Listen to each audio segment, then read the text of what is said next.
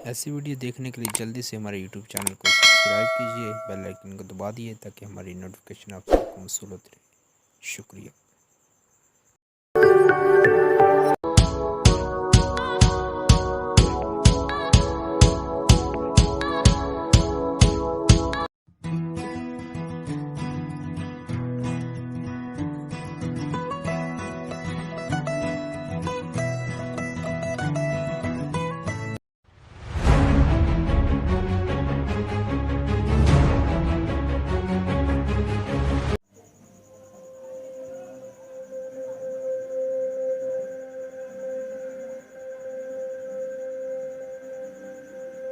आज तक करोड़ों लोग फौत हुए हैं, मगर एक हस्ती की मौत बहुत ख़ास थी।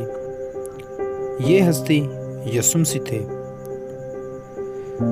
यीशु मसीह ने अपनी जान क्यों दी? इस सवाल का जवाब जानने के लिए हमें इंसानी तरीके शुरू में जाना होगा। पाक कलाम में बताया गया है कि खुदा ने आदम को बेऐब बनाया था। वो बाग़े अदन के हर दरख्त का फल खा सकते थे सिवाय एक के। खुदा ने उन्हें हुक्म दिया था, इस दरख्त का फल ना खाएं। यह दरख्त इस बात की निशानी था कि खुदा सही और गलत का फैसला करने का हक सिर्फ खुदा को है। अगर आदम यहोवा खुदा का हुक्म मानते तो वो ज़मीन पर हमेशा ज़िंदा रह सकते थे, मगर आदम ने उन नेमतों की कदर ना की जो खुदा ने उन्हें दी थी। उन्होंने खुदा का हुक्म तोड़ दिया। इस वजह से उन्होंने हमेशा तक जिंदा रहने का मौका गंवा दिया। लेकिन आदम को अकेले अपनी गलती का नतीजा नहीं भुगतना पड़ा, बल्कि उनकी गलती की वजह से उनकी सारी औलाद को मौत और गुनाह रिश्वत में मिली।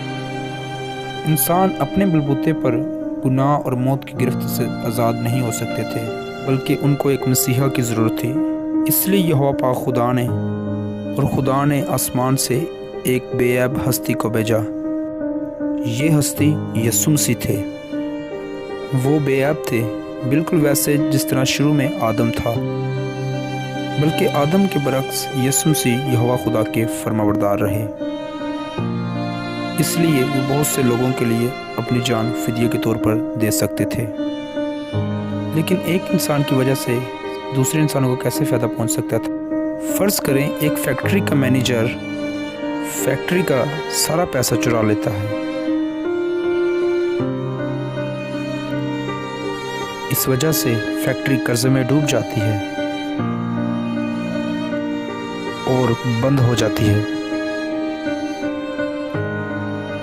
और फैक्ट्री के मुलाजमों की नौकरियां चली जाती है। उनका घर चलाना मुश्किल हो जाता है। सिर्फ एक शख्स की वजह से बहुत से लोग मुश्किल में पड़ जाते हैं,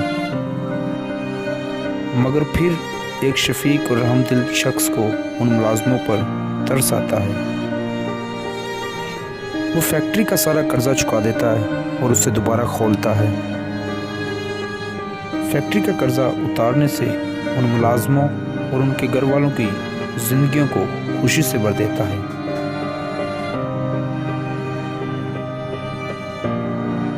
आदम उस फैक्ट्री के मैनेजर की तरह है। जब उन्होंने खुदा का हुक्म तोड़ा, उन्होंने अपने सर पर गुनाह का भारी कर्ज चुका दी और अपनी औलाद को भी उस कर्ज के नीचे दबा दिया। यीशु मसीह उस रहमदिल शख्स की तरह है। उन्होंने अपनी बेऐब जिंदगी कुर्बान करके इंसानों के गुनाहों का कर्ज चुका दिया। उनके लिए हमेशा जिंदा रहने के लिए राह फिर से खोल दी। शायद आप सोचें कि यीशु मसीह अब क्या कर रहे हैं और यीशु मसीह जो मुस्तकबिल में करें।